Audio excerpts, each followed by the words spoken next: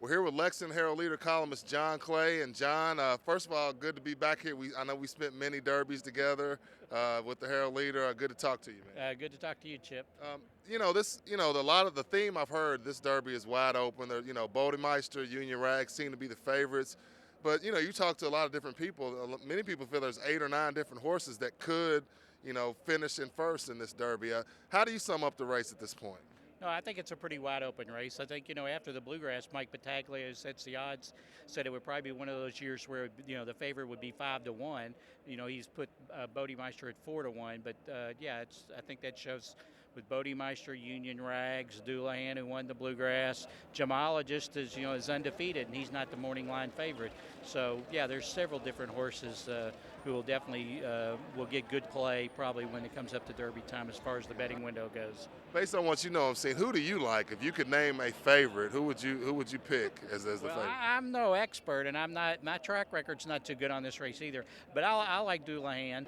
I think it's time for a Bluegrass winner to come through. I like Union Rags is probably the best horse, probably the best potential. But he's a great big horse, and he seems to get himself into trouble. And in this race, with a 20-horse field, it seems like the bigger horses sometimes have problems. It's the horses that are kind of quicker and more nimble that seem to do better. Plus, I think the race sets up for Doulahan from the fact that there's going to be a lot of speed, a lot of pace with Trenneberg. Bodemeister's going to go out there. Hanson's probably going to go out there. Hanson's another horse, the 2-year-old champion, who deserves a lot of mention. And it may set up for the stalkers or the come-from-behind horses, which Doulahan is a come-from-behind horse. Dale Romans trains here. He knows the track here. I'm going with him, whatever that means. Right. A lot of the Derby is about the stories, the personalities, the Baffords, the D. Waynes, the Burrells. What do you see? Bob Baffert. I know he had a health scare. He seems to be back, seems to be reinvigorated. What have you seen out of Baffert? Do you think he's got a shot to be a factor here? Well, yeah, he's definitely got a shot to be a factor with Bodemeister. Because Bodemeister was so impressive winning the Arkansas Derby by 9.5 lengths. The only thing about Bodemeister is that he didn't race at 2. You have to go back to 1882 with Apollo for a horse that didn't race at 2 to win. But, we've had recent years where a lot of trends have been bucked. Animal Kingdom last year had never raced on dirt and won this race. He was coming off a long layoff and won this race. You go back to Barbaro. Michael Matz's horse was coming in off a long layoff, and at that time, people didn't really do that sort of thing. So maybe this is the year where, that 2-year-old that they didn't race, a 2-year-old, doesn't matter. And certainly, if anybody knows how to win this race, it's Bob Baffert. He's proven that with 3 victories. Do you feel like that horse racing in general? Triple Crown, everybody's been waiting on it. How vital? Do you think that how big would that be if there was a horse that could emerge, from the Derby that would be a legitimate Triple Crown threat? Well, every year when you've got a horse going for the Triple Crown, so if you make your way to the Belmont and you've got a possibility of a Triple Crown, obviously that's a big boost. I think a Triple Crown winner would definitely be a boost to the industry because it would help bring in more attention to the sport. But the sport's got a lot of other problems and it needs to fix and get ironed out before it gets back on healthy footing. There's just one thing after another these days, with drugs, decline in interest, that sort of thing. A Triple Crown winner would help, but it's not the, it's not the end-all be-all. No, it's not to fix it. It's not the silver bullet that's going to fix horse racing. Switching gears a little bit, I know news just broke that the UKIU series has been ended. There's been a lot of talk back and forth, a lot of finger pointing, blame game going on.